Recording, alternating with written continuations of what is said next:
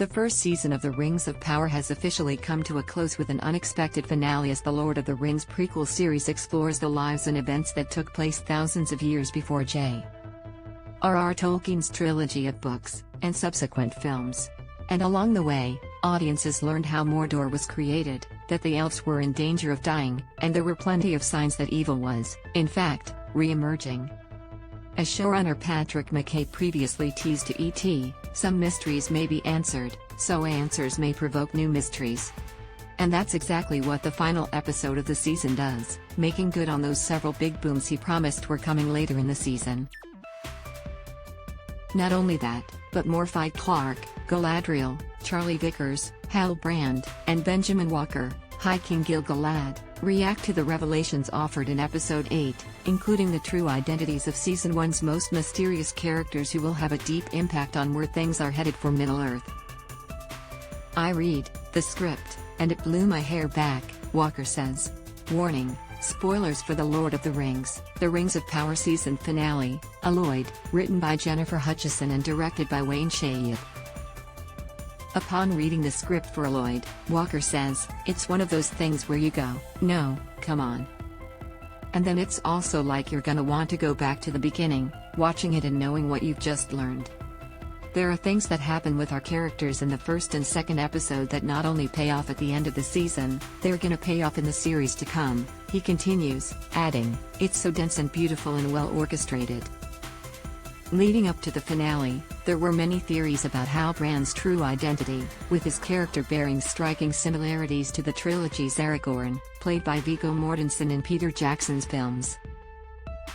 But in the end, it was finally revealed that he was, in fact, Sauron in disguise.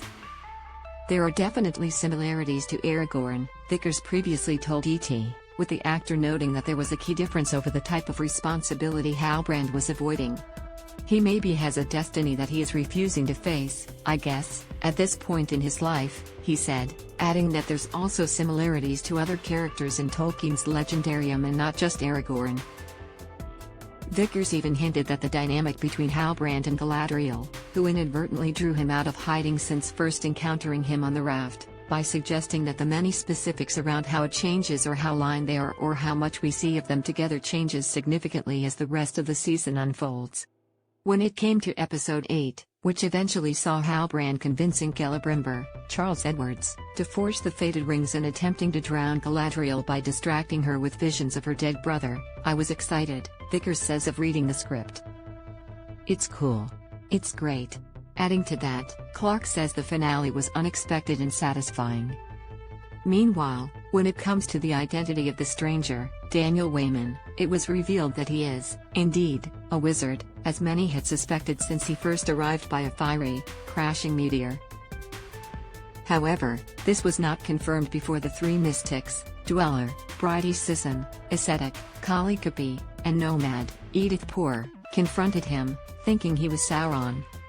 But Eleanor Nori Brandyfoot, Markella Kavanagh, and her Harfoot companions were able to rescue their lumbering new friend from the clutches of the magical travelers from Rhûn.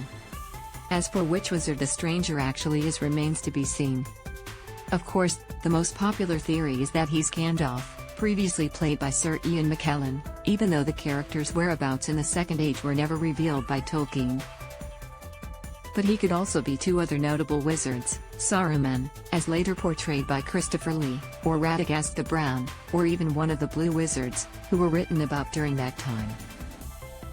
When asked about those theories and when audiences will learn about his character's identity at the beginning of the season, Wayman said, I suppose the best thing to say is that while we were working, I, at each point in the story, knew exactly where the character was and who he was and what he was going through. He added at the time, I would think, hopefully, people will have as much fun watching his story as I had filming it. Elsewhere, a blinded Queen Regent Muriel, Cynthia Addai Robinson, returned to home with Elendil, Lloyd Owen, by her side while his son Isildur, Maxim Baldry, still remains missing after the explosion of Mount Doom. Meanwhile, the Queen's father, mistaking Irian, Emma Horvath, for his daughter, warned her the island of Numenor is doomed and showed her where the Palantir is kept before dying. Addai Robinson previously suggested there's a real joy in just letting it unfold, before adding at the time that we enjoy all the fan theories and we have those ideas. But even for some of us, we don't ultimately know the way in which our characters are going to have these experiences. Echoing that sentiment, Tristan Gravel, who plays Ar-Pharazôn, says that following the finale, audiences can live with this and go through this with us for the next however many years. That's a testament to our showrunners. They've really mapped it out, this intricate, beautiful way that is Tolkien candy but also incredibly entertaining, Walker concludes.